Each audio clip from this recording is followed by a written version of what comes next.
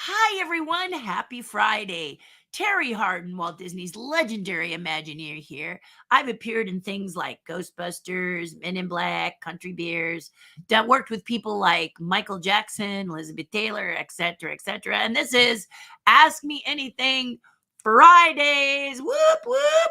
Awesome, huh? Did I not do that enough? Whoop, whoop. There, we got to be a little more energetic, don't I? I'm sitting for the first time in a long time. I tend to stand very, very long amounts of time, and my doctor said she appreciates that. It's good for my legs, but to sit once in a while. So I'm going to take the opportunity today to do that. Thank you for your understanding. And also, Outrageous Pumpkins is again another episode drops this Sunday, 10 o'clock Eastern. So check it out. I'm learning the hard way, depending on if you're cable, if you're a regular TV channel, if you're streaming, if you stream, forgive me, my hair was underneath my apron. And here's my pumpkin apron today. I'll pull it up high because I'm sitting. Pumpkin sculpting apron. Whoa! Because I got classes coming. Yes, it starts. And so it begins. But yes, I'm teaching classes here in California. I have a demo on this coming Sunday at the Irvine Park Railroad. If you haven't been out to the Irvine Park Railroad, you want to come and check it out. All kinds of things to do, from shopping for a pumpkin to riding a train to eating delicious food to walking all over the park. They have a beautiful lake there. They have vehicles you can kind of pedal and stuff. I don't know if they're running, but they do have stuff like that. Go to their website, irvineparkrailroad.com, and you can read all about them. But in addition, on Sunday, they have yours truly, outrageous pumpkin judge, Terry Hardin. They're demoing from 10 to 3 on Sunday, the 16th. I will have with me 3 alumni students, meaning that some of them have been with me for years, some of them have been with me a short time, but you'll get to see the various abilities and the various choices of what you sculpt out of a good sized pumpkin. So if you're looking for something to do on Sunday, come see us. Okay, we'd love to see you. It's free to get in, and then I think it costs a little bit for the train, and costs a little bit for pumpkin decorating, and costs a little bit to get a pumpkin, and costs a little bit. There's a guess the weight for a pumpkin, and I have not seen the size of the pumpkin. But I'm really looking forward to going there and doing a demo. And I'd love to see you 10 to 3, Sunday, the 16th at the Irvine Park Railroad, irvineparkrailroad.com. And I could have put it in my thing here, but I jumped up and ran. I had to do a little pumpkin surgery this morning. I went and got a bunch of pumpkins on Wednesday. And that was because I'm demoing on the 15th. And then I have some things I've got to do I'm demoing on the 16th, not the 15th. 16th, Sunday. It was supposed to be Saturday, but it's Sunday at Irvine Park. Saturday, I'll be here sculpting for a bit and then going and seeing my dad. And maybe I will try and see my mom because last week was crazy. But then this week begins, and there's going to be a lot that has to get done because the 22nd, as I've been saying before, is the Disney Anna fan club event in Orange County. So it's Orange County / Anaheim / Orange County. It's the City Drive, and go to DisneyAnnaFanClub.org, I think is what you go to, but it may be .com. Forgive me if I don't have it all up here. But you can also go on the Facebook page and type their name in the search bar, or you can take a look at this little flyer I have here. Maybe it says so. Perhaps I should read. It doesn't look like it has the website on here, but I found my paper. But here is the show and sale. Poor little guy. It's getting really beaten up. But here's the Disney Anna show and sale. And you'll notice right here that there is a pumpkin carving demo with yours truly going to happen there. But if you are a carver, you are welcome to join the carving contest. Understand, this is a great, you see how it says under location right here, that it is Anaheim, Orange County. It is the DoubleTree Suites by Hilton. And yeah, you see it here. 100 the City Drive. It's really easy to get to. And you see here that the ticket fees are so amazingly low. Members, $5, general admission, $8, and $1 off with this coupon. And then consider joining because it's a lot of fun. It really is not a cluster, you know what, like D23. It's a lot of warm, wonderful people. And be careful of your pocketbook because it's collectors selling things that they know you like to collect. And also, many collectors will go and get a table there when they are cleaning, like you do that spring cleaning. Maybe it's not necessarily in spring, maybe it's about now, where you look and you go, oh my goodness, what am I doing with 5 of the same Tinkerbell, for example? Or perhaps you've lost a family member who's a huge Disney collector and a garage sale just doesn't sound like the right place for your collectibles. You are correct. Never garage sale Disney stuff, okay? Never, never. Did I say it enough? Never do that. Instead, contact the Disneyana fan club. And this Saturday, the 22nd, so this is coming up the 15th, but a week from today, you could reach out to them now and talk about a booth. And then you can put all your stuff out. And you can even talk to the women. I think Patty runs the tables. You could talk to her about, who you might discuss. There are people who know pins. There are people who know figurines, et cetera, et cetera. You put a price on it and it's going to someone who's not going to just put it on eBay. They're going to love on it. And if it came from someone like a mom, a sister, someone who collected, and you're just at a loss at where it's going to go, this is the best convention. And it's 2 days. So on Sunday, you just come out for Sunday. You're with like-minded people, and we're all looking to get something super, super cool from you because we understand. So years ago, Disney put out a Lady and the Tramp dog bowl that was my little bulldog's favorite bowl. She actually used it. So I bought it at a Disneyana thing, and you'll just be delighted to see some of the things that are there. And you don't have to spend your dollars. You get to come and see a demo. You get to come and talk to people about their book. I just found out that my dear friend Matt from the tribe, he's going to be there selling his book. So a book of poems, and his poems are really precious. I'm going to make sure I can go and buy one and take pictures with him and everything. And I'm really excited to have this opportunity to do this. So Bob Gurr will be there. Bob Gurr is always there. So if Bob Gurr's not there, I'm going to be surprised. But gives you a chance to meet some legends. And then if you can come to lunch on Saturday, they are honoring a couple of people as Disney legends like they did for me in May. So it's a lot of fun. So please look it up, Disneyana Fan Club, either on Facebook, type it in, Google it, you can find it and learn about their show and sale and their event that's happening Saturday. The tables are not that expensive, and a lot of people come. So hopefully you will go. Okay. It'll be fun. I should post on my regular page about it. That would be good. Also, Outrageous Pumpkins, as I've said, the 3rd episode drops. This is going to be a really exciting episode. They keep getting bigger and bigger and more precarious and scary. So I hope you'll join in. 7, I think it's 9 Central, 10 Eastern. So there you go. Pacific is a little debatable depending on what time, And if you have Discovery Plus, you can stream it all you want. So if you love those cooking channels and you've actually opted into Discovery Plus, you can just watch them. So I hope you'll enjoy that. Anyway, this is Ask Me Anything Fridays. Feel free to put your comments in the comments, any kind of question you might have about Outrageous Pumpkins, any kind of question you might have about pumpkins, as I do teach. And you may want to sculpt a pumpkin like they do. Let me know. And then also you can, we can talk about what the subject is about Disney's raising prices again. Can you believe it? Are you in shock? Talk to me about that too. Yeah. Before we get started, you know what's coming. I want to share with you once again the opportunity to join Terri's Tribe. Patreon.com/Terri Hardin, Terri's Tribe.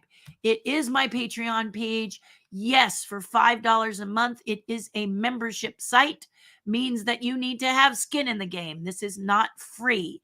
This is because I'm going to take my time and spend it with you. I need to make sure you're vested. $5 a month, which is the lowest, which is the starter tier. I don't want to say lowest tier because it's a very good tier to be in. $5 a month. It's a wonderful tier to be in. You get a lot for it. I give back quite a bit. And what it will do for you spiritually and emotionally is amazing. And what you will do for others is amazing. So if you have a big heart, you like to talk to people, or you're someone who's missing that Disney flair, this is a great place to go. However, I've got to caution you, we don't always talk Disney. The last Zoom call, we got into some very deep discussion with each of a few tribe members who were feeling very dark. By dark, I mean when you are sad and uncomfortable and not feeling good, you might hold it in, or you might feel that there's no way out because you are so, so sad. The tribe is a great place to remember to get in there and talk with us about your sadness. It is also a safe space where you can confide in us and you're not going to be judged, or it's not going to be plastered all over social media like a lot of times a public channel can be at the mercy of. So I fully invite you to come check it out. Dip a toe in the water for a month. It's $5. You may have to skip a Starbucks one time in order to pay for a month to be a part of Terri's tribe. But it may be just the thing you're looking for, and you are definitely just the person we're looking for if you have a kind heart and a great spirit, and might need a little help. Some come to help me, ask me to help them make a living doing what they love. I'm at a loss. I do this and this and this, and how could I do that? And we all chime in. It's amazing. We have Melissa Eiler, who seems to be able to use words like most people paint. And I really love when I say to her, and many have said to her, I've got to do this pitch, or I've got to describe myself in this way. And I ask her to help me with that. And many of the tribe ask her, because she really has an ability. You discover abilities maybe you didn't realize you had in Terri's tribe. So I highly encourage it. $5 a month is the base tier. There are higher ones if you're interested, but the $5 one is great. Just come and do $5 and see if you like it. And then if you don't, after a month, if you don't like it, then you can step away.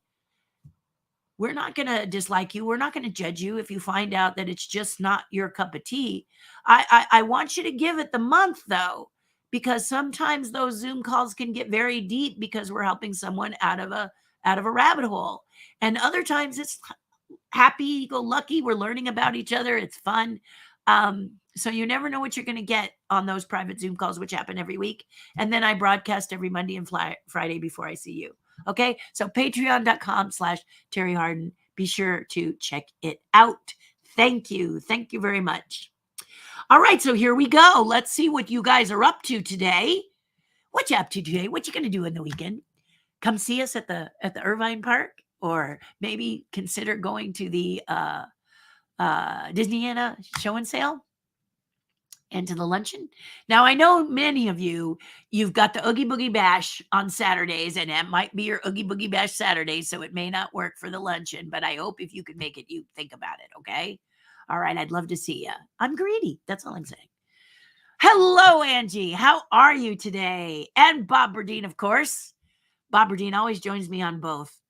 And Linda, hello, Linda. Now, Linda is a new member of the tribe, and it was great to see her yesterday on the Zoom call.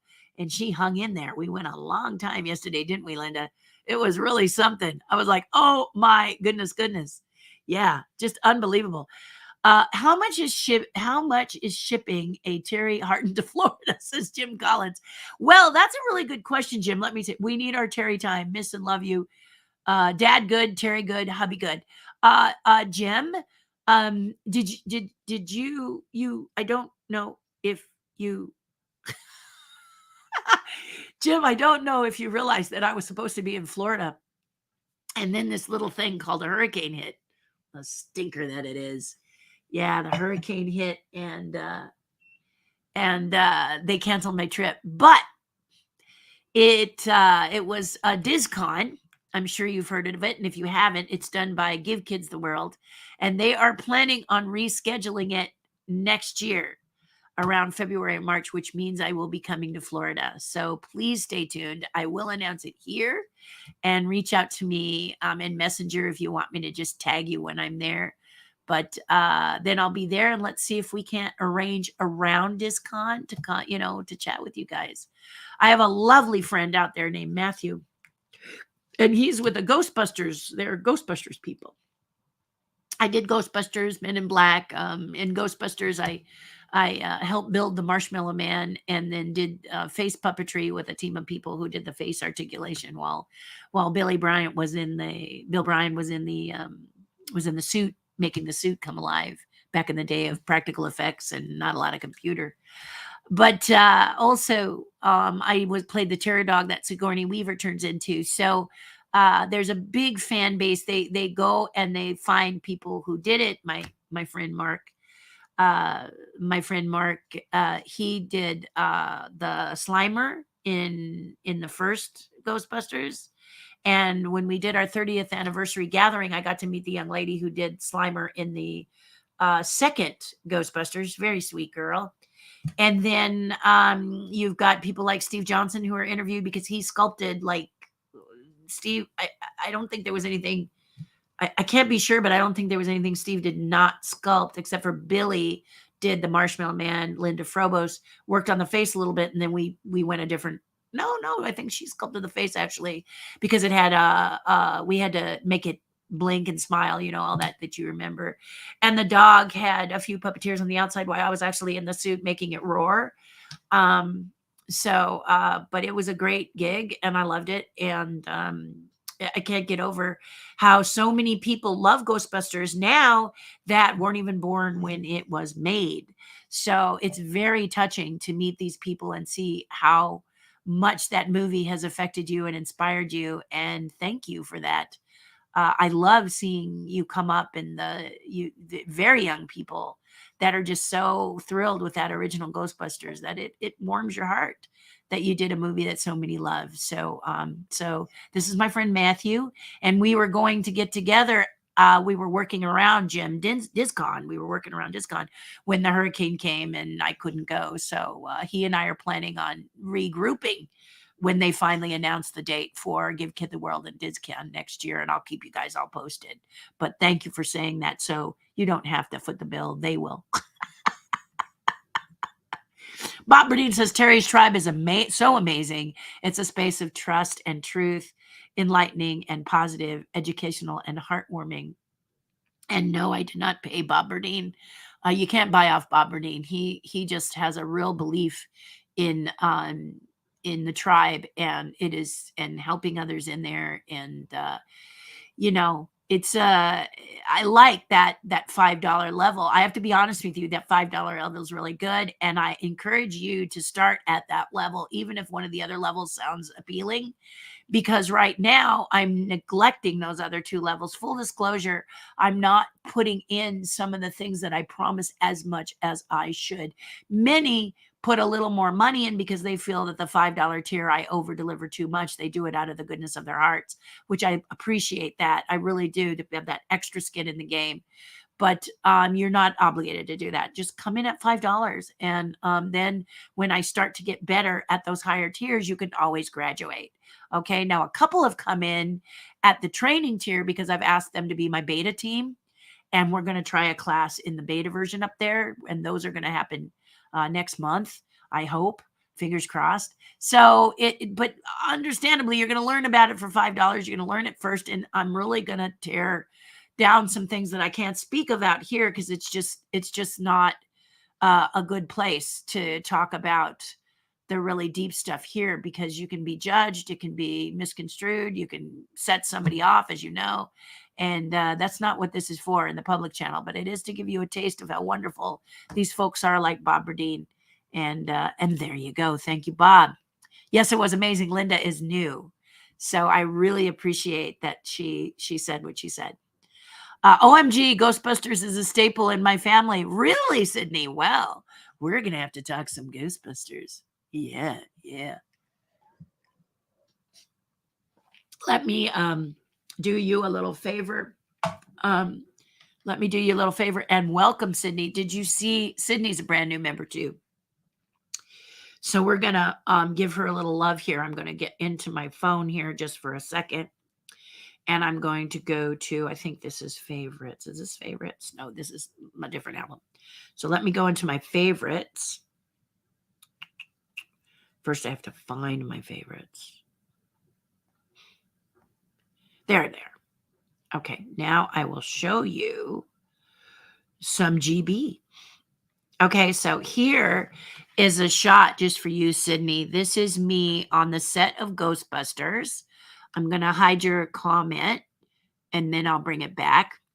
But this is me on the set of Ghostbusters. Yeah, check out my hair. It went through several different phases. And it's a question you can ask me here, or if you're on the tribe, I'll tell you.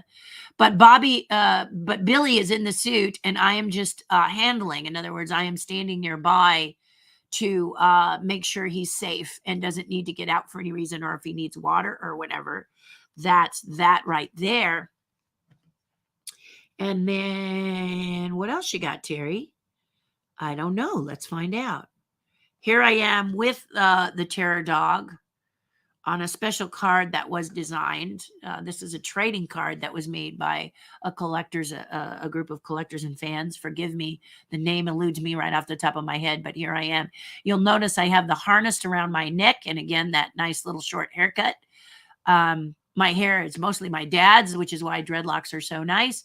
But here I am with my dog. Very happy about that.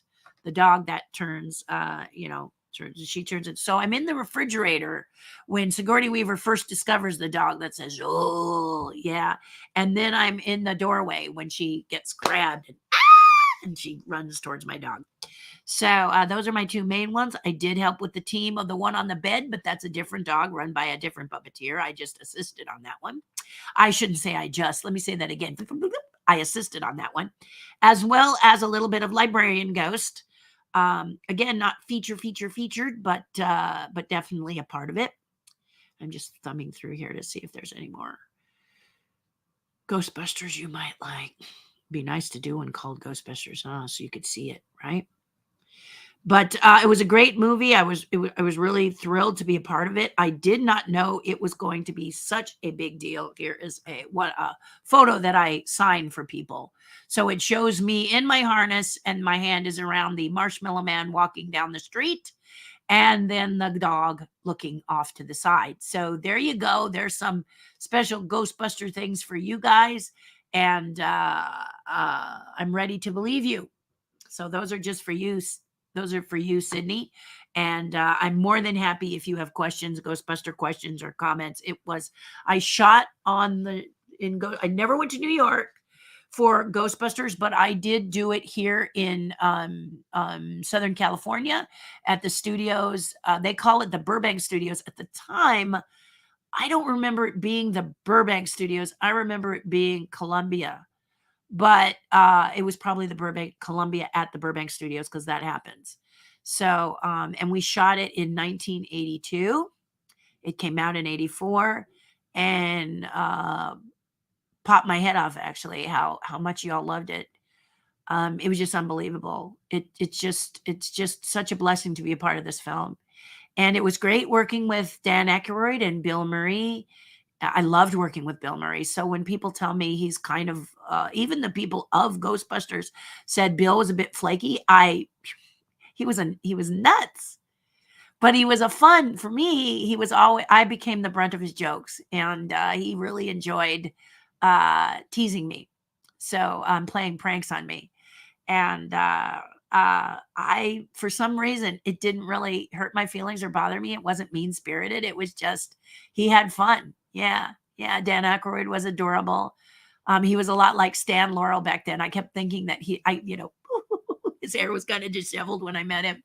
So that was kind of fun. Rick Moranis was kind of more serious, but as you saw, very talented as the character. And then, of course, Winston Zeddemore, which is Ernie Hudson, which I adored. He used to have barbecues, and we'd go and have barbecues on Sunday. That was the one day we had off for Ghostbusters, and he would invite the cast to come out and have barbecue because he's a grilling master. He should really write a book about it because his food was fantastic. But all kinds of stuff like that. Then you had your Dean Cundy, and you had your Ivan Reitman, and you had your Rick Moranis, and you had your you just everybody so amazing. Everybody that worked on the film was special. Sigourney Weaver, taller than I could possibly imagine, in flat feet, about 6 or 6'2". Anyway, very tall lady. And just everybody was great. Everybody was great. If I was going to say someone was kind of snobbish, because sometimes you hear some people are kind of like this when you get on the movie set, it was the stand-ins for everybody. So that was kind of funny that the stand-ins were, what are you going to do? Right. And I remember asking, I think it was Dan Aykroyd, why are the stand-ins so snobbish? And he was kind of like, you never know what people are going to be like, do you? Super, super sweet. Yeah, he loved motorcycles. Dan Aykroyd loved motorcycles, and loved to talk to my husband about Harley Davidson motorcycles. And then I illustrated them. Yeah, I've been around as far as my art. I painted motorcycles for a long time, kind of scary, creepy things on your plates and on your gas tanks. I did the Alien for my first husband, and it won second place at a motorcycle painting thing that we used to go to. So you just never know. And I'd forgotten that I had done that, but he wanted it painted. He wanted me to do the painting. I did it. Yeah. And then he sold it for a lot of money because it had the alien. It had the actual alien going like this on the gas tank. As you look down at your gas tank, he had one of those, not the thin ones, but the thicker ones. And, you can see I know a lot about motorcycles. None. But as a painter, I learned about how to paint them. And, I don't do it anymore. But at the time, it was a lot of fun to do that. And I did these really realistic, scary recreations for one of a kinds for that. So yeah.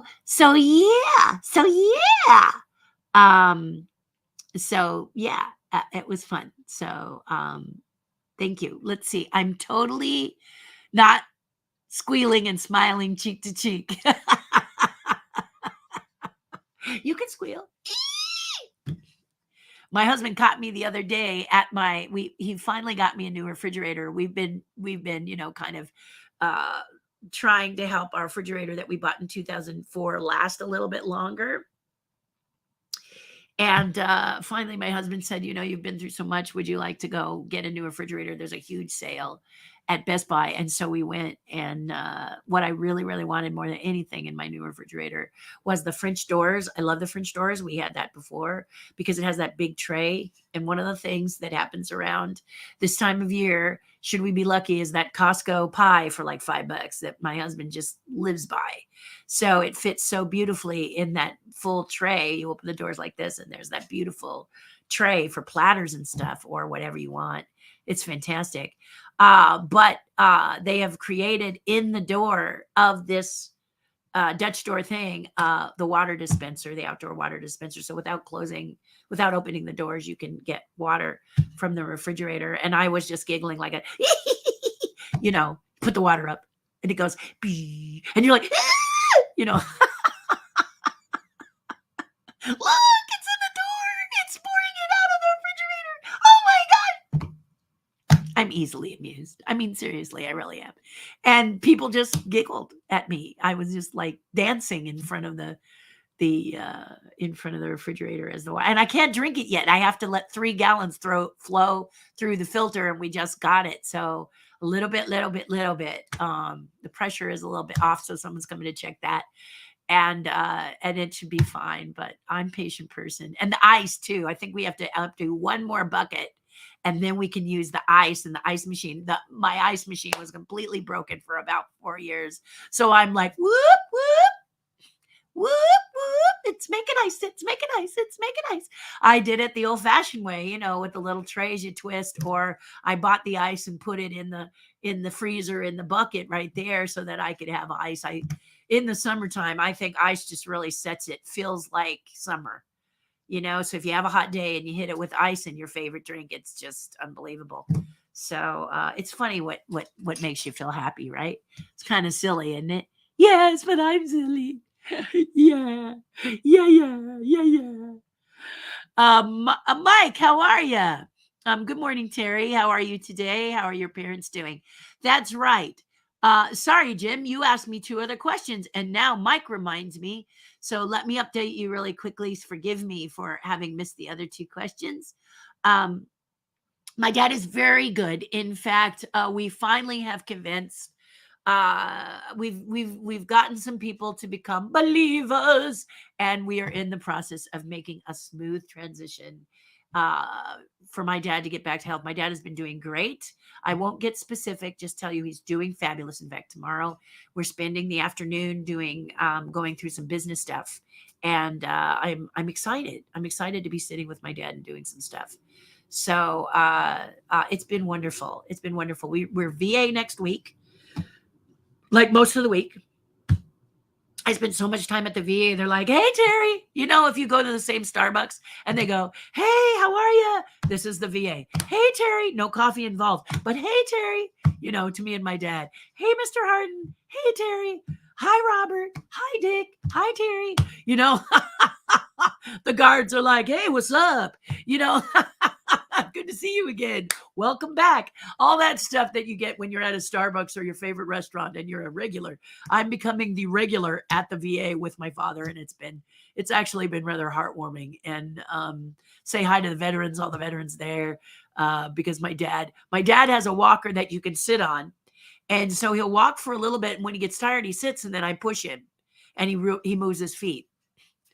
And I guess they find us quite adorable because I'm just, bopping along, and my dad's going like this with his feet. It's adorable. We're quite the fun loving, fun people. It's adorable. So thank you for that.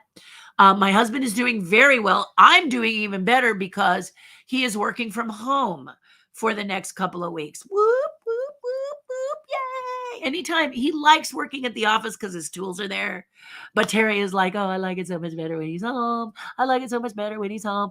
Um, but as luck would have it, guys, here's the thing. If he could have been working this week at if he could have been working this week the day shift, which he did the week before at the office, we could have gone to an event they had Thursday night celebrating his 28 years at his job. And that's only down here in Southern California. He was up in the San Francisco Bay Area for a while and put in time there too. I think he said about 12 years or whatever. So he's been in production and camera and all of that for quite some time. So I loved it the last time we went. He was very nervous because he's these kind of things make him feel funny. And so he doesn't really like the limelight on him. He likes to be like the Wizard of Oz behind the curtain. And yet he's so talented, and I'm so fortunate to have him as the love of my life. But also he helps me with the production of a lot of my videos. In fact, this camera right here and this switcher and everything that does all of this, he realized that he has a 5-year-old for a wife, and that it's got to be as simple as possible for broadcasting, or I wouldn't do it. And it's not that I'm being mean about doing it. It's just that I get the technical stuff is difficult, and the next thing you know, I've created a cat's cradle and made a mess. But he really does help me to switch the cameras, and we have several here with a switcher that's right here. It's out of frame, you can't see it. But if you're interested in it, you can ask me a question about it and I will show it to you. If you want to see it, it's not a secret. It's called the ATEM Mini Pro, ATEM Mini Pro. It's a little older. I think they've had a few other generations, but this generation works great for me. I don't need any other generation. He keeps his eye on progress, because if something is not supported after a while, you don't want to be using it. As much as you love it, you've got to move on and allow because you want to have that support. You want to have that backup if something goes wrong.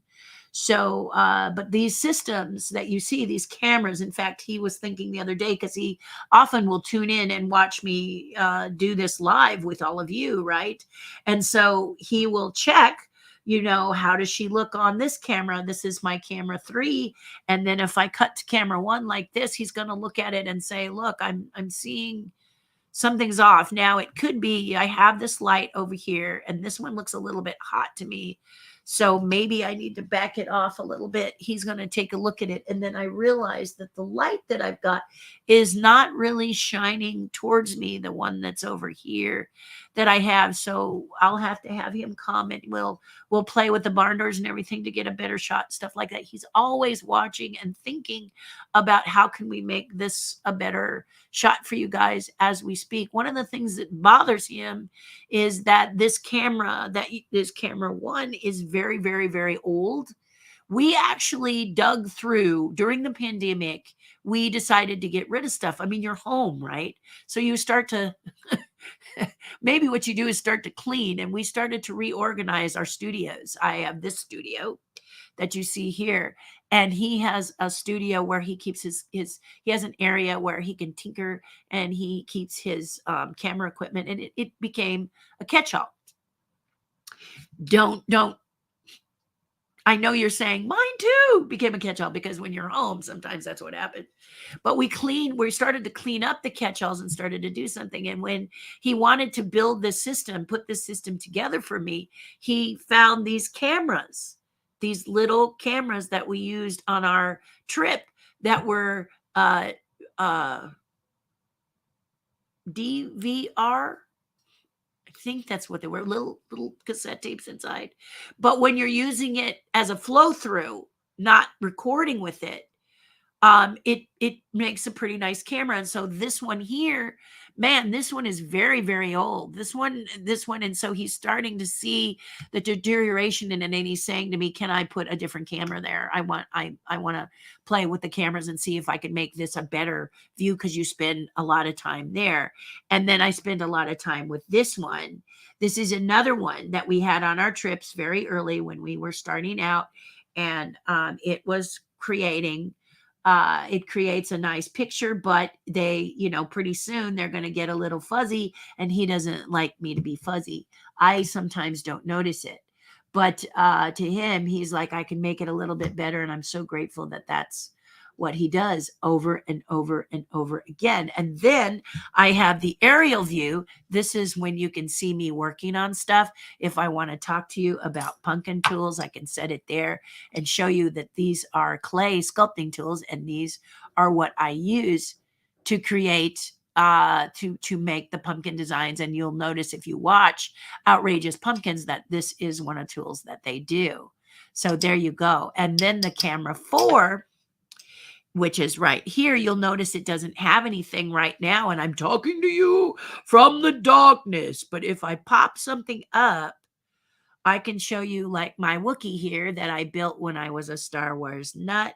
I can also show you this picture, which is, I like to do a lot of charity events, and this is Tippi Hedren. And Tippi invited me to my friend Steve invited me to a charity that he was doing for Tippi and her Roar Foundation. And so I did her a tiger that's roaring.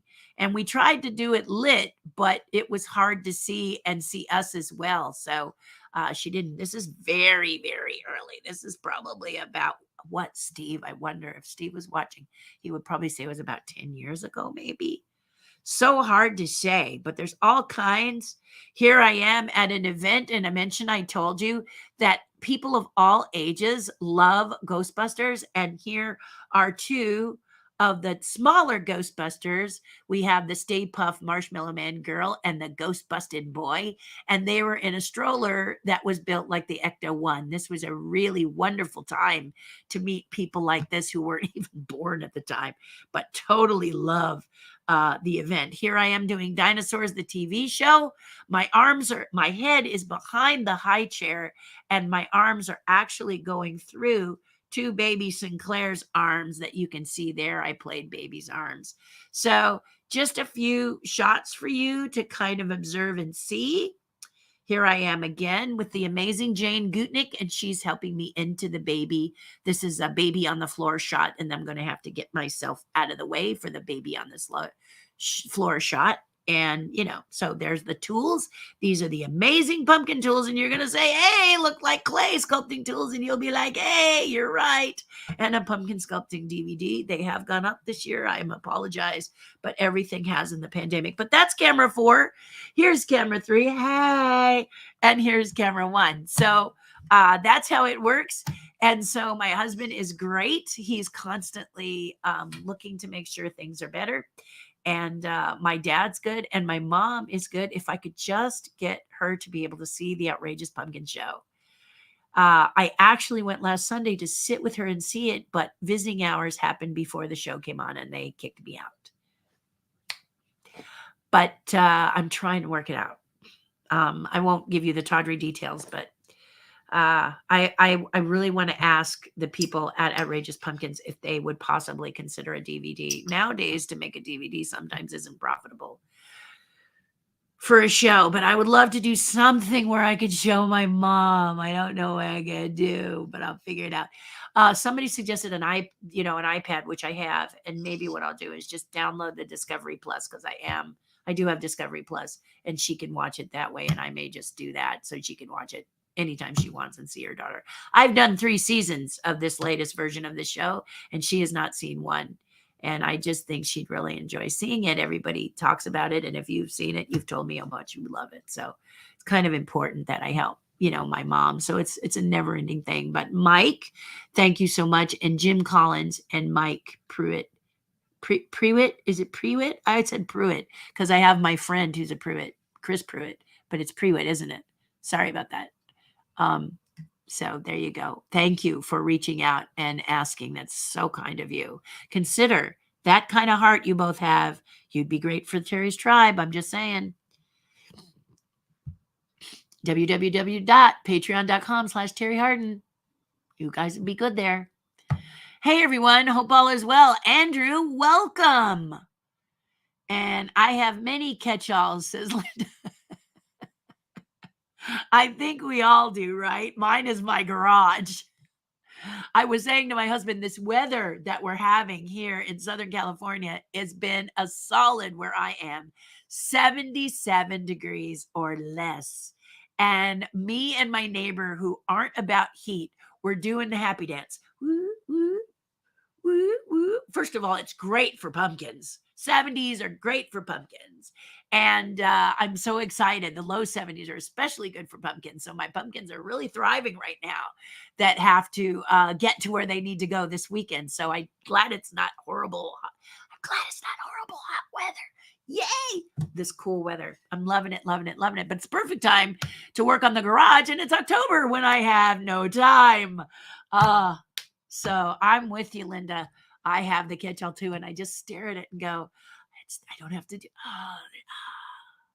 I could really make this a cool workspace. And my husband really we want to make it into our dirty spot. I mean, in California, we don't park the cars in the garage. If you do, I'm sorry, you just seem to, congratulations, your house is big enough. You can have a studio inside. Let me say it that way. But most of us make it a something. We want to make it something. So my neighbor works very well on eBay. So it's her mailing area. She brings it into her garage and that becomes the mailing station. Her and her daughters do that. And then for me, I want it to be a place where we can get kind of messy and dirty. I'm getting into the various levels of different kind of paint. And I'd love to have a place where I could make it a little dirty and not care. So that's the goal. This would be a great time to get in there and, shovel stuff out. But who knows? Maybe I have to wait till Christmas and late November or something. But I keep praying that this weather is here to stay so that when there is a cool day, I can dedicate it and work a little bit on the garage. Or, as you are saying, the catch-alls. Feels good when the catch-alls are all pretty. Yeah. Oh, feels so good. It really does, doesn't it? Feels like a real sense of accomplishment. Yeah, Linda, but I'm with you. Yeah, lots of catch-alls. John, how are you? Good morning, Johnny Johnson. I almost got to go see my dear friend John in Florida. And then that sneaky little hurricane messed us all up, didn't they? So I'm hoping to come back and do that soon. How can I see it without cable TV? You can go to it's a little challenging. They have it on the streaming channels, non-cable TV. If you can get the Food Network on a channel, and somebody told me the Food Network is one that you can do that with, it's on there. But otherwise, I'm not sure. Another option for you is to join Discovery Plus for their trial period, binge watch the show, and then get out before it costs you.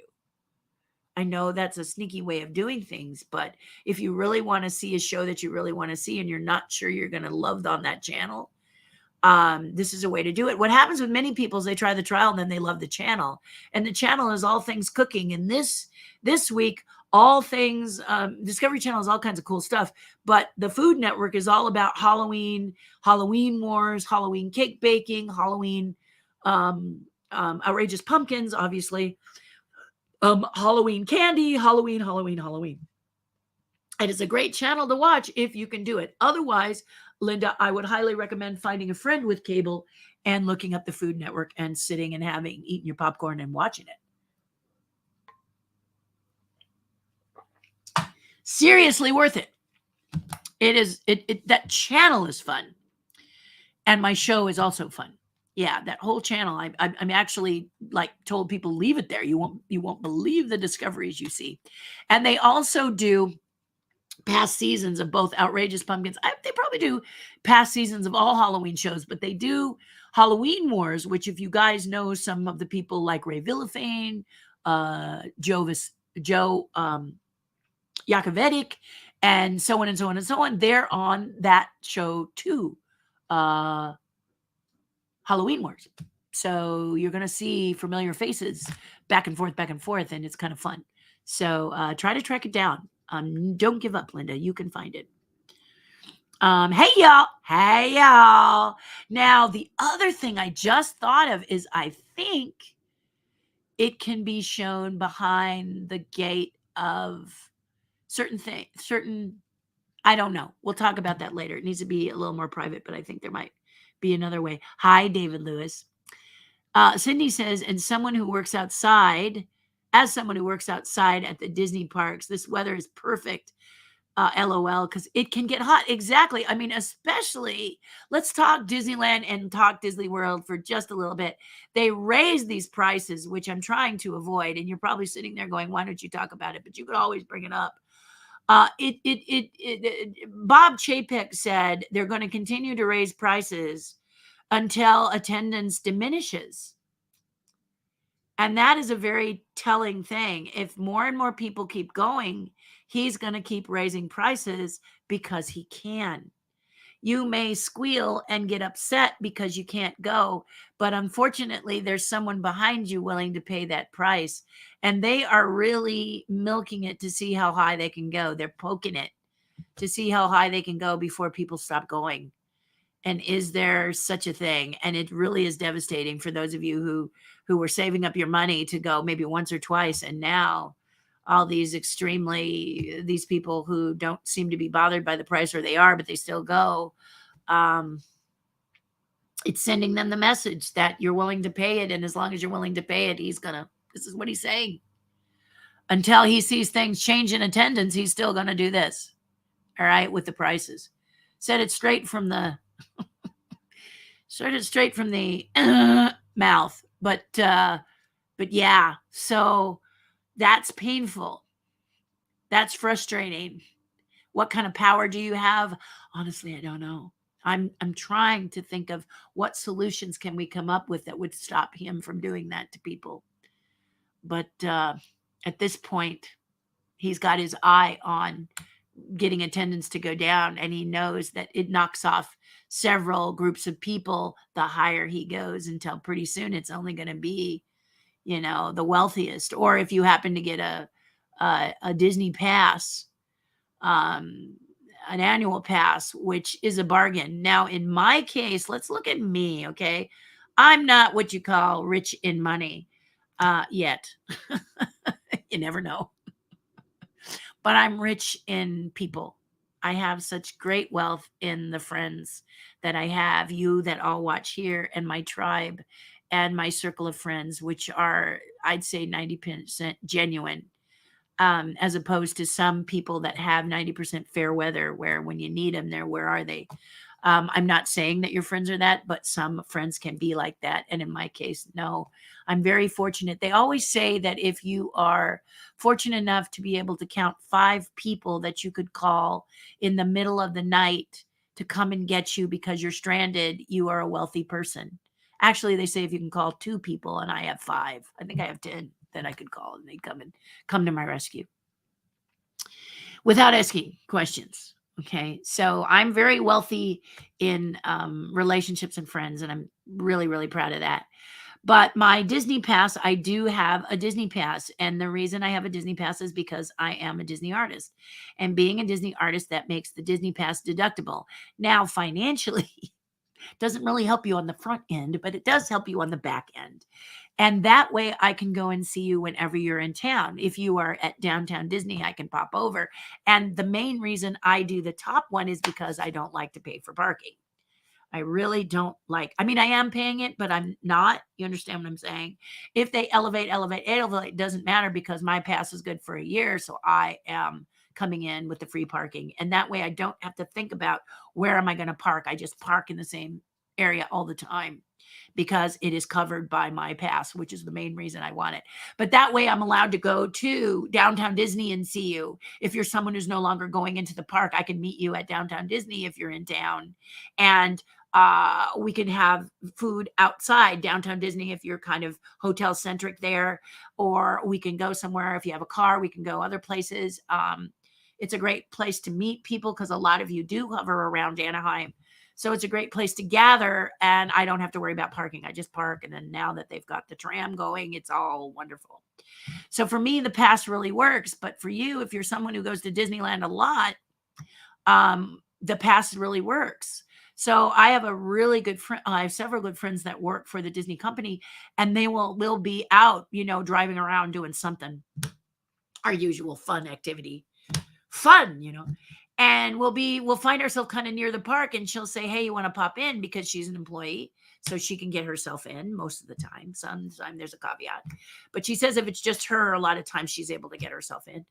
And I just go online and see if I can make a reservation, because in the morning, the reservation could be closed, but in the afternoon, the reservations pop open again. And I'm only willing to go for a couple hours because I paid for the pass. It says I can go all the time. Okay. Like this year, if I wanted to go for Christmas, I can go because I'm still on the old annual pass. When I upgrade to the new one, I'm not going to be able to go during Christmas. But I really don't like to go during Christmas because it's too crowded. But lately, it's just been crowded. So I pop in for a minute because I want to get that toffee that Disney makes, because nobody makes that toffee that's like almond roca. I shouldn't even say almond roca because almond roca is good, but it's not like the Disney butter toffee. So good. It's a craving for me. It's light and delicate, and my husband loves it. And I'll give him a little tiny piece because he's trying to watch his blood sugar. He's diabetic, but he loves it. We love it. It's just the perfect balance between chocolate, toffee, and nuts. And no one does it better than the Disney candy makers. So I'm really obsessed with that. And I may just pop in just to get that, or a Dole Whip or something, or maybe check out the Nightmare Before Christmas / Haunted Mansion store there, which I love. That's next to Pieces of Eight, around the Pirates. You know which one I'm talking about. Maybe we'll pop in and eat at the Blue Bayou. We'll have dinner and then we'll leave. This is the beauty of having a pass. And if you live nearby, you can pop in for an hour or two instead of a full day. That is the benefit of having such a thing. So it's lovely to do that. And I am learning every day from people like you some of the ways that I can go have a lot of fun there. But I did that before because I had a silver pass. A silver pass is when you're actually under the Disney executive umbrella, or the actual Disney. So I'm a part of Disney. You have a blue badge, or you have a green badge, or you have a red badge, or you have a badge. I don't have any of that because I'm a come here, get away, Imagineer.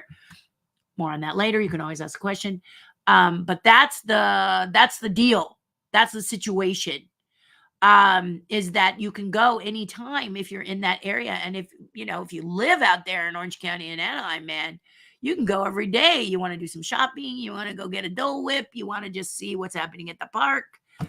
You can go anytime during the day. You just got to make sure that you can make the appointment. So it's cool. It's really cool. I'm finding that I love downtown Disney almost better than the park because they're really working hard to give you that Disney experience and not charge you an arm and a leg. And you get to go to the Lego store, which is always fun. And sometimes they have people doing things, and then the Grand Californian is always doing something amazing.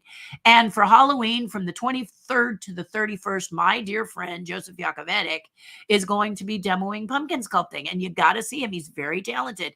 Appeared on Halloween Wars. He's really, really good. He's going to cycle between the Disneyland Hotel, Paradise Pier, and the Grand Californian. So look for him the 23rd through the 31st. And on certain days, he's there at night. Okay. He's there in the evening. So look it up or swing by the hotel if you're nearby and see what his actual calendar is, and tell him I said hi. Okay. Because you're going to love his work. His work is just brilliant. He's really, really good. So there you go. So, sweetheart, this is just correct. This weather is perfect for those of you who work outside or work at that galaxy's edge, which, in my opinion, is not the brightest pencil in the box when it comes to the way they did it. They should have picked a planet that had more trees, wouldn't you say? A lot more shade, especially the Florida one, because that it's just awful during the hot part of the day. It's just it's un. I don't know how you guys do it, because I just no. I was like, no, I don't want. You want to go? No, no, I want to go to Animal Kingdom and sit in Yak and Yeti. Right, John? My favorite thing. Hi, Evan. Oh, just found out Robbie Coltrane, who played Hagrid in Harry Potter, just oh no. Oh, Evan, I love this guy. He's my favorite. Oh, this is really hard, guys. This is really hard, losing these people. Because for them, it's great. They get to go collect their wings. But for us, we're left with a hole, aren't we? Gosh, I love that guy. I loved him. He was why I watched the Harry Potter movies, honestly, and the artwork for Harry Potter. I wasn't that impressed with a lot of the characters. However, I did love the little redheaded family. I thought they were just adorable. Hermione was pretty good too. Very, very good. But Harry just kind of left me kind of flat. No offense to the actor. He did the best he could. It's just me. He was cute as a little kid, adorable in the first few movies. It's just as someone that I attached to, I tend to watch the salt and pepper people around the main actor. So it's really not his fault. It's just that I liked the people that I fell in love with people like Hagrid. Yeah, and his dragon, and the little he finds a little baby dragon and it coughs and it burns his beard. Oh man, what doesn't have me at a low? Because those of you who don't know, I'm the Imagineer who designed the Dragon's Lair, which is a dragon underneath the castle in Paris. If you're saying, what? I've been to Paris and you haven't seen the dragon, I'm so sorry. It's underneath the castle. So if you're planning a trip to Paris to see Paris Disneyland, do not miss my dragon underneath. Okay? Beautiful. Absolutely beautiful. Really, really a fun experience. So don't miss it. And I also worked on Big Thunder, me and Vasile Viralis, and we had a great time, overseen by Jeff Burke. So you got to see it because it is the best Big Thunder of all the parks. You board on the mainland, go underneath the water, and come up on the island of Big Thunder Mountain. It's really worth it. I'm very proud to have been a part of it. So yeah, go check it out. Go check it out. Evan, thank you for telling me. I got to say something. I don't know. I feel like I want to say something positive and loving towards him. I just watched him 2 days ago and I just fell in love with him all over again. So that's a heartbreaker.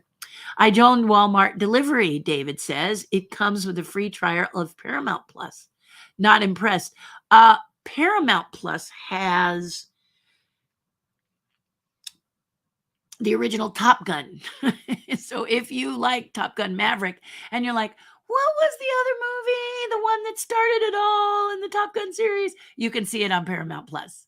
So yeah, a lot of these want to lock something behind the door, but they don't necessarily have enough content that makes you enthusiastic to pay the deal. So sometimes they will give you this free trial. Some people don't like Discovery Plus, but a lot of people love Discovery Plus because it is the channels where everybody is doing all the fun, crafty, cakey, fun stuff. So it's worth it. I think it's worth it. I don't know. I think it's worth it. Will it be worth it later? I don't know. I don't know if it will. But for now, it's good. Greed is not good luck. I wish Walt was here. Yeah, Sydney. It's rough, isn't it? You just feel like you're something to be milked. And Chapek, he said it right out at a meeting, the shareholders meeting or whatever, that that was his plan. And I'm going to keep raising it as long as you're willing to take it. Basically, he didn't say it like that. No, I'm paraphrasing, and I shouldn't. That's not fair. But he did say that he was going to continue, that Disney was going to continue to raise prices as long as the attendance was the way it was. Until attendance goes down, he won't stop. And there's a message there, but are there enough people that could actually make a dent in not going? I don't know, because certain jobs you have, if you say, I'm not being well taken care of, I'm stepping down, there's somebody there to take it. I'll do it. And they go, well, then goodbye. It's crazy, right? Just crazy. Yeah, it's crazy. David, so what do you think of the company rebooting Planet of the Apes? They're going to use CG, and I don't know. I love the practical. Have you followed? Do you like David, do you like Planet of the Apes? I love Planet of the Apes. I have all 5, and I watch them over and over and over again. I love them. I love the bad ones. I love the good ones. And I love the behind the scenes. And one of the things that's very true, if you listen to the interviews of the people who played these characters, the orangutans stayed with orangutans, the chimpanzees stayed with the chimpanzees, the gorillas stayed with the gorillas. They actually segregated themselves on set. Isn't that something? They did not intermix. They're in these masks and they stayed with their group. Isn't that funky? I thought that was funky.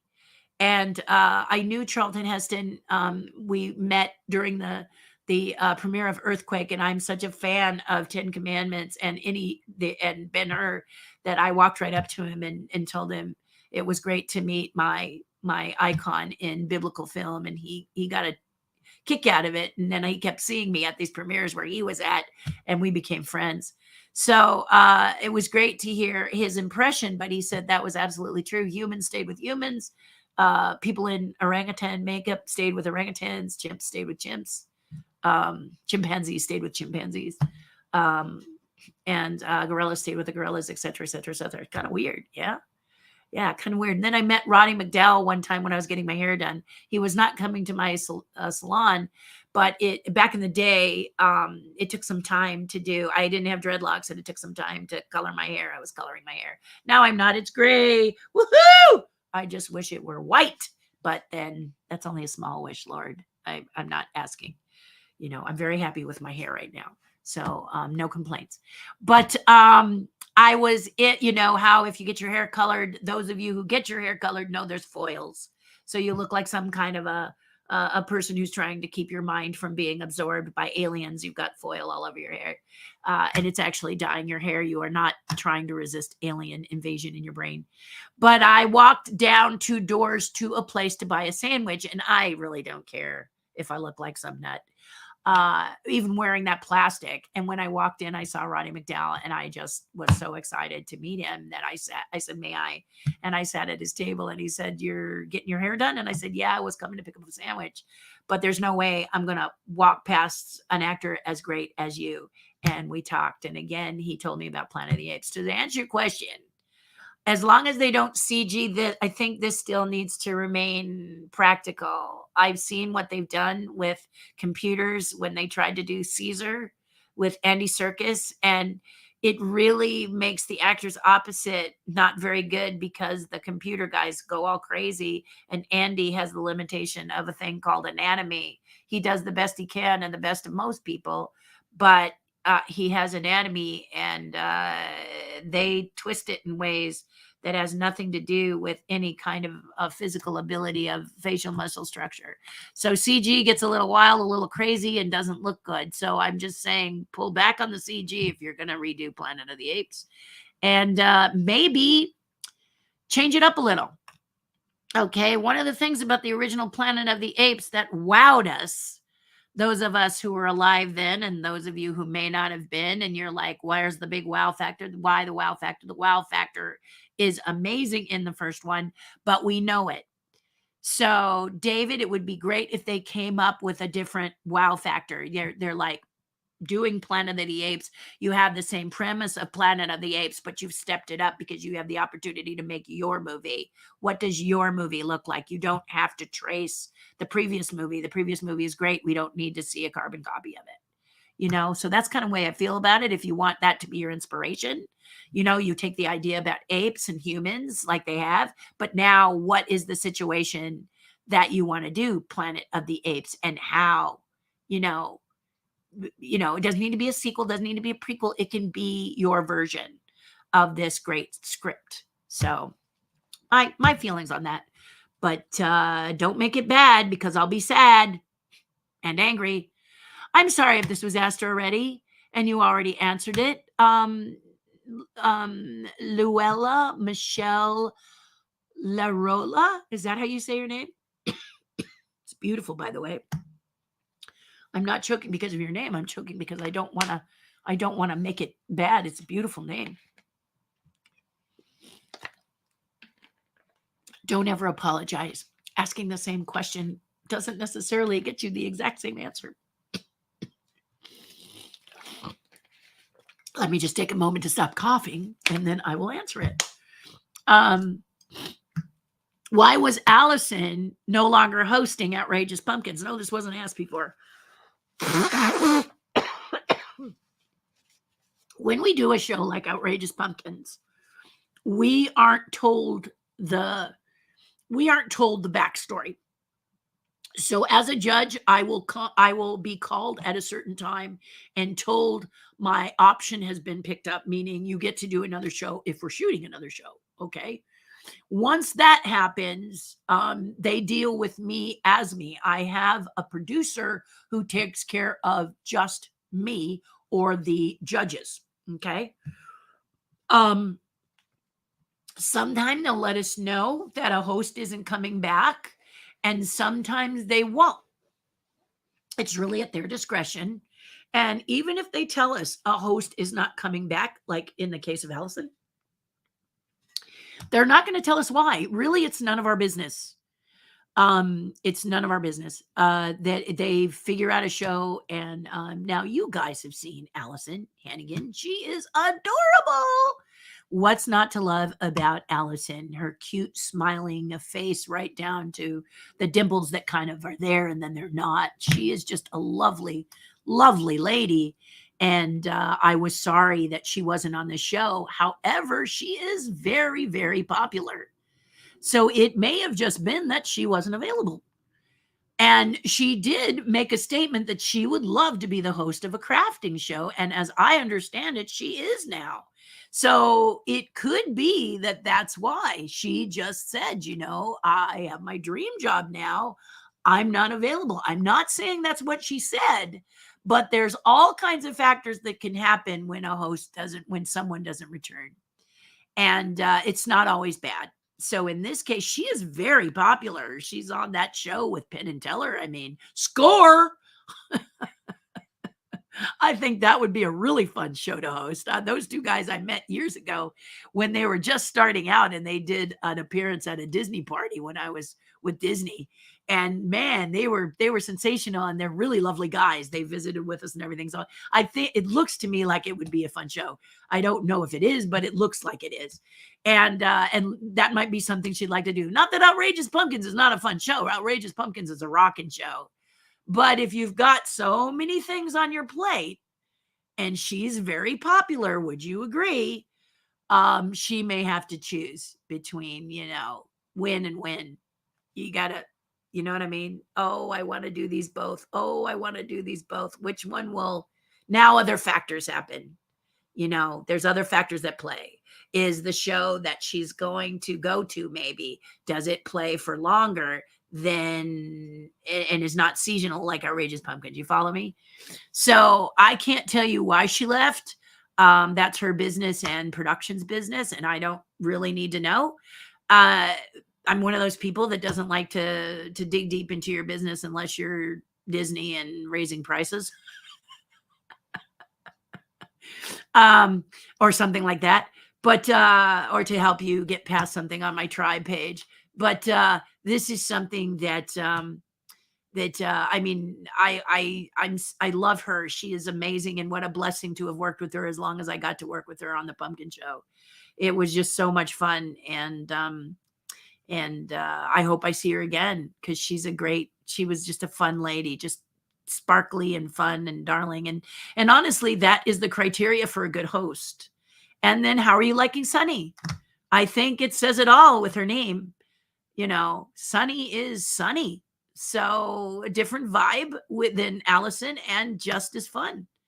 I think she brings a real energy to the show, and I'm enjoying it very much. So she is a doll baby. She also is very, very well known. So how long do we get Sunny? Are we going to do another season? Question mark.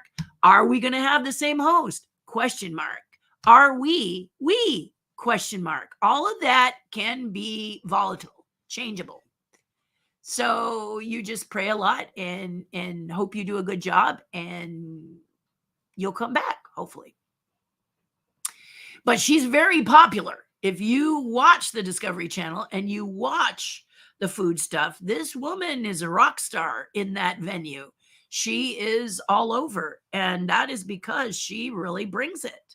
So when you have people like Allison and Sunny who really bring it, I mean, not that nobody brings it, but you've got the people that sparkle, and then you've got the people that dazzle, and I feel both of these ladies dazzle.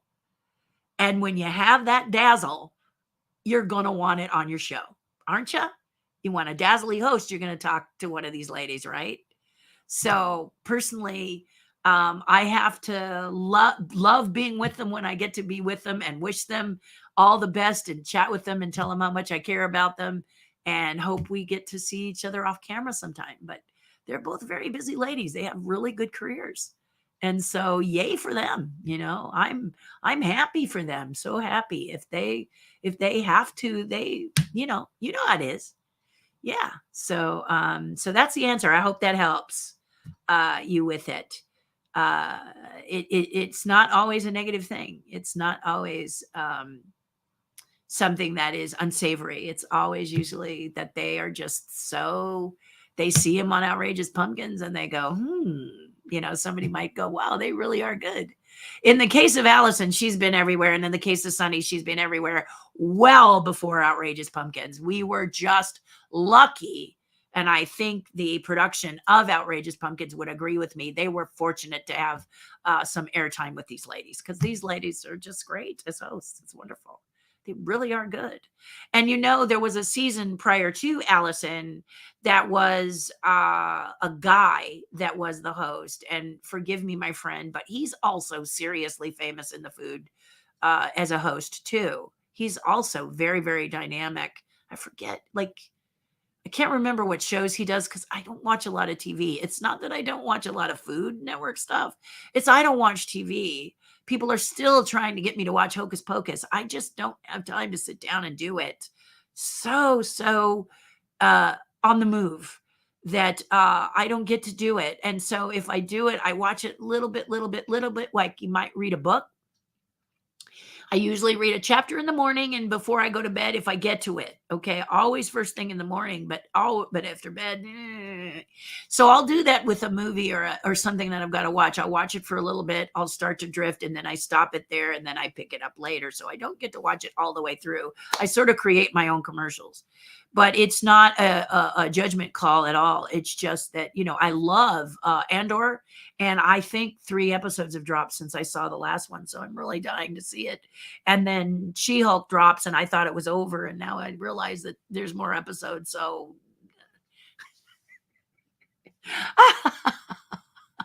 And I did get to see, what is it, Werewolf by Night? And the only reason I got to watch that all the way through is it's a short that I loved. Black and white. You have me at hello with black and white films. They are my favorite.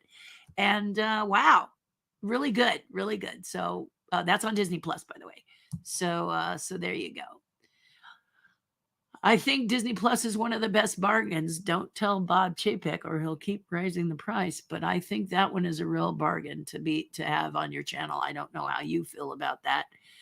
I don't know how you feel about that, but I think it is a great channel. Like David Lewis says he's not impressed with Paramount Plus, but I think Disney Plus is amazing. I'm always digging in there. My husband doesn't find it to be too satisfying, but I'm always finding great stuff. They grab Nat Geo, and I'm a National Geographic fanatic. So when I can watch shorts, and they have those Pixar shorts that all the Pixar animators do, that I'm just like salivate over that. Love it. And then my husband just got me one of my favorite movies. Some of you may think it's a guilty pleasure. It's just one of my favorite movies of all time is Dirty Dancing. And I love it. And that's because no one looks better in a pair of bolero pants than Patrick Swayze. And I love behind the scenes in films. And I know I'm sort of digressing from the Bob Chapek thing, but I really don't want it to be about anger. It is what it is. And I have to think of what can I make as a suggestion that we might be able to have him stop feeling the way he does. I'm going to raise prices until you stop showing up. This seems weird to me. Doesn't it seem weird to you? Anyway, Patrick Swayze is amazing in that movie. And the guy of the Vestron, and I think it's called Vestron. That's the company that produced that, was the producer of that film, distributed that film. Dirty Dancing, I'm speaking of. The guy was interviewed behind the scenes, and he said, I don't know why the draw of Patrick Swayze, but there was a draw of Patrick Swayze. Well, I'll tell you, ask a woman. Okay. Or ask men who are in touch with their feminine side. And we'll all tell you why. Because Patrick Swayze in bolero pants, dancing the way that man dances is just worth his weight in gold, opposite the beautiful and wonderful Jennifer Grey, who is adorable.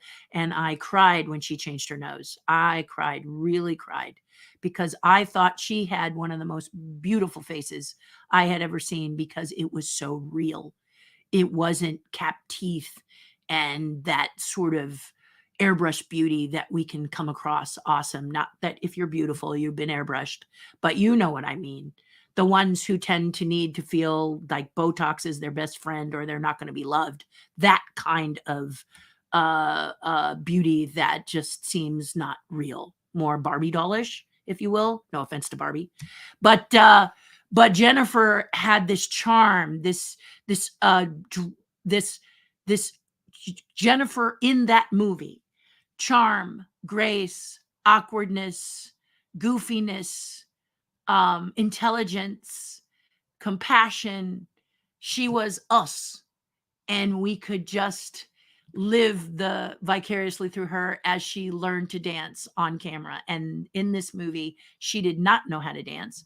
Patrick Swayze, you may or may not know, came from a dancing family, ballet, and he was actually teaching her during the filming.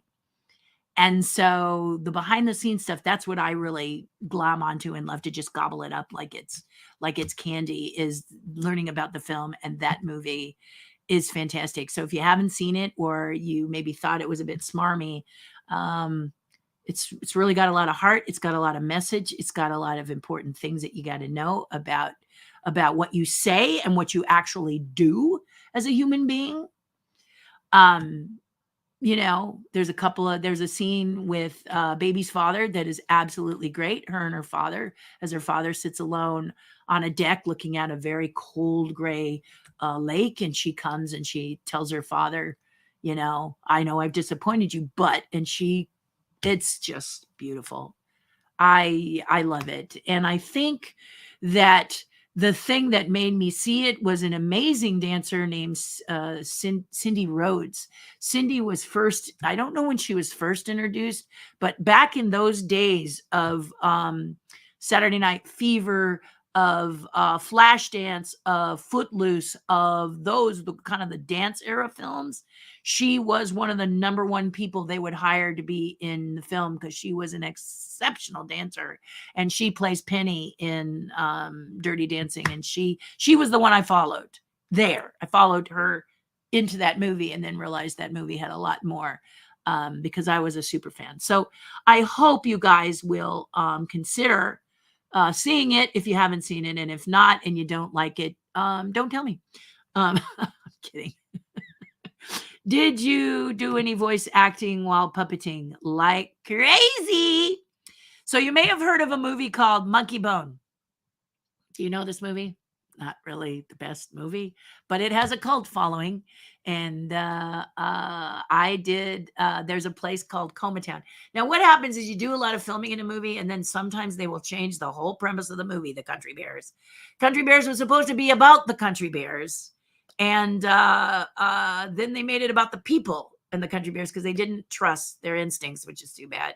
Because it could have been, in my opinion, a better movie, but it's still a good movie. It could have been a better one if they just not put their paws on it, my opinion, because the Bears were fabulous. Some of the stuff that I saw behind the scenes were incredible that got cut from the film. But I did this Monkey Bone, and I played Betty Bovine, which is a really weird looking cow character in Comatown.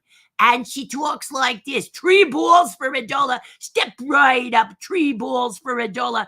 And that's my character. In the show Dinosaurs, Not the Mama, Not the Mama, Not the Mama, I did a huge amount of voices, always background and what they call walla walla, or looping, when there's crowd and you're all talking like that. I did that. Yeah, I've done animated characters. I did an animated series where I played Yoshi the Samurai Mouse. Hey, yeah. Yeah, I did a lot. I did a lot of voices. Yeah. Disney sometimes will not hire you if you're a puppeteer. They don't want to use your voice. But then in like Country Bears, they'll duplicate your voice. Did I lose your love a long time ago? You see, now not that Bonnie Raitt is my voice, but the Tennessee was mine, when she talks, they duplicated my voice with another voice actress, which makes you laugh because as a puppeteer, you are always doing voices. And so it's really looks better if you don't lip sync with someone else's voice over your puppet, just like lip syncing over an actor. It always fits better when they get to do the voice. Sometimes it doesn't work. David Prowse had a very thick accent, and so is Darth Vader. It just, as much as he wanted that role, it just didn't work. James Earl Jones is, after all, James Earl Jones. And what's not to love of that super dark, deep, rich, what is it? Just that rich, dark roast flavor that comes from James Earl Jones' beautiful voice. He steps it up a notch. No matter, whenever that man speaks, it goes up a notch because that voice is heaven. So yeah, I love that voice. And so of course they did too. Nothing against David, but you got James Earl Jones willing to do the voice. Yeah, it's a lot like Morgan Freeman doing documentaries. That voice is another one that just, yes, just really good. They read well, they speak well, and it adds a little je ne sais quoi to the piece. So yes, all the time. And the best thing is now, Audrey, is that if you do your own film, you can do the voices that you do well and bring in your friends who do well also and make your own thing, and nobody can tell you no, which is what I love about the internet and about the web now, is that you can do your own shows and post them on the internet, and people see them and go, hey, really good. Hey, really, really good. Hey, really good work. Yeah. For a while, I did the voice of the Foster Farms chickens here in California, but then they were worried about a male being beaten up by a female, so I no longer do the voice, but I still do the scratch track. So I do the acting, and then the guys sort of push buttons. characters. So yeah, I'm sure there's more that I've done, but I'm doing it off the top of my head. But yeah, lots. Yeah, I did a show called Lost on Earth, and did Angela's voice. Oh, Brahm, take a pill. And then I did a parrot, hello, in a show called Renegade. Eye of the Beholder, that is showing somewhere, guys. Renegade, Eye of the Beholder, where I play the parrot. And I did not do a puppet. I actually was a voice actress doing the parrot. So, yes, I've done a lot. Thank you for that question. Appreciate it. Paramount Plus did have a great document about the Queen Mary in Long Beach. I really love that boat. Yeah. Disney was going to have fun with it years ago. I know. And a friend of mine who's on the tribe, he lives near there. And I told him if he took pictures of it, he's a photographer. And I said, if you use that for part of your portfolio, your creativity with this vessel, it would be great, because I love it too. I think it's fantastic, and I don't want to see it go, actually. So I agree 100% with you, David Lewis. Is there any project you've done that you'd like to redo? Yeah, T-Rex with Whoopi Goldberg. I think that movie could have been fun, but it was behind the 8 ball from day one. It just didn't have what it... I don't have time to talk to you about it now. I'm going to sign off in a couple minutes here. I'm trying to keep things down to an hour, but I wanted to give you guys 25 more minutes because I just did. But yeah, if you get to see T-Rex or Theodore Rex and you pay $1, you've paid too much. But it really is a great study piece. It had amazing actors in it. When you see it, your jaw is going to fall off at all of the great acting chops that were in that, including Whoopi Goldberg. It'll just blow you away. It could have been just a marvelous film if it had just had a little more compassion and thought that went behind the scenes. It was rough for us to do because it was a wacky shoot. It was wacky as being kind. But it could have been really, really cool. It was about dinosaurs being rediscovered and living in a place called Dinosaur Town, and a dinosaur who wants to be a police officer pairs up with a police officer. The police officer is Whoopi Goldberg. The dinosaur is Teddy Rex, and puppeteered by my dear friend Bruce Lanoil and Ponsmar in the suit. And then I play Molly Rex. Again, someone who duplicated my voice when I could have done it, of course. But I did Molly Rex, and in the suit was my dear Tony Prince. So Tony Prince, you may remember from Dinosaurs. He was in the suit of Fran in Dinosaurs, not the mama. And brilliant. So the magic that happens between puppeteer on the face and person in the body is a ballet that is to be observed and watched. So watch The Country Bears again, even though you may not like it. Watch it and realize that the people inside those suits don't see very often, and they do some amazing work. Take a look at Barry Bear, who runs the length of a football field. That's the amazing Misty Rojas. You may know her from The Mandalorian. She is a brilliant suit performer and always brings it. And she is like creme de la creme. Again, allows je ne sais quoi if you need a suit performer. She really has some great chops, as does Misha Sisti. He's another one. But anyone who did Dinosaurs, they all were the best of the best of the best. So, that is a time that sometimes comes back, and I love it when they do. And hopefully these people can come back and do their stuff because they're so good.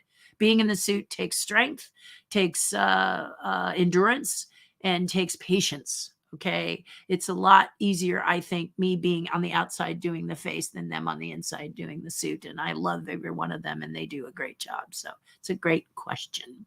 And with that, I'm going to sign off. Hey guys, it's Friday. I hope you'll come see me at the Irvine Park Railroad on October 16th that's right, near Anaheim, in Irvine. It's got lots to do for you and your family. I'm there from 10 to 3 with 3 of my alumni carvers, and you'll get to see every phase of pumpkin sculpting, just like on the Outrageous Pumpkin Show. If you can't make it, Outrageous Pumpkins this Sunday. Don't miss it. It's a lot of fun and really, really fantastic. And what else can I tell you? Oh, two more things before I run away. Number one thing is go to terryhardin.com/classes. If you happen to be in the Anaheim area and you'd like to learn a sculpting with me live, very much like they do on the show, but of course, we're not going to make you do a lot of pumpkins. You're going to work on one. And it's Sunday, October 30th, the day before Halloween. So your pumpkin will be fresh. And you can come to the location out there and sculpt a pumpkin by my side. Go to terryhardin.com/classes. Look for the live class. Or you can do it virtually. Halloween day, you can sign up for that one. It's there too. Take a look. And I hope you have a wonderful time. I should mention, I won't be broadcasting on Monday. I've got to take my dad to the VA. So, but I think I'm going to put up a video on how to pick a pumpkin. So I'm going to film that today, and then I'm going to post it for you guys so that if you're out pumpkin hunting, you can learn. If I want to have a nice pumpkin and I can't find a Big Mac, and if you live in California, pumpkins take a lot of water, so the Big Macs are even smallish this year. But there also can be pricey. You may not want to spend $50 for a pumpkin. Then again, maybe you do. And we'll talk everything from tools to how to pick one, and then the class will be coming. So I hope you will join me here. And then also, you know what I'm going to say. So get ready. 3, 2, 1. Patreon.com/Terry Hardin. Come join the tribe. Lend your voice. We really need you. You're really going to have a good time. I hope you will. And I hope to see you on the other side. $5 a month is all it takes. And you can do it month to month to month, like a frog, leapfrog. So try it once a month and see if you like it. Try it 2 months, see if you like it. And if you don't, we're not going to dislike you if you have to go. Okay? You want to leave. It's just thank you for testing it out. All right? Okay, excellent. I love you guys. Do something nice for someone else. It'll make you feel a whole lot better. If you're upset, depressed, act as if. Do something nice for someone else. It can be as simple as doing a phone call to a friend and making them feel better because they wondered how you were. Okay? Or if you're a Starbucks fan, buy the coffee for the guy or girl behind you. Do something nice. It just starts to warm you. Good deeds warm you like a fire. They're the kindling wood to feeling better. So again, do something nice for someone else. It'll make you feel a whole lot better. Have a lovely weekend. Mwah, mwah, mwah. Thank you for keeping my time within about a half hour, hour and a half. I was shooting for an hour. Hour and a half is really, really, really good. Thank you. I love you. See you next week. Okay, darlings, be well. Have a good time. Hope you come out and see me.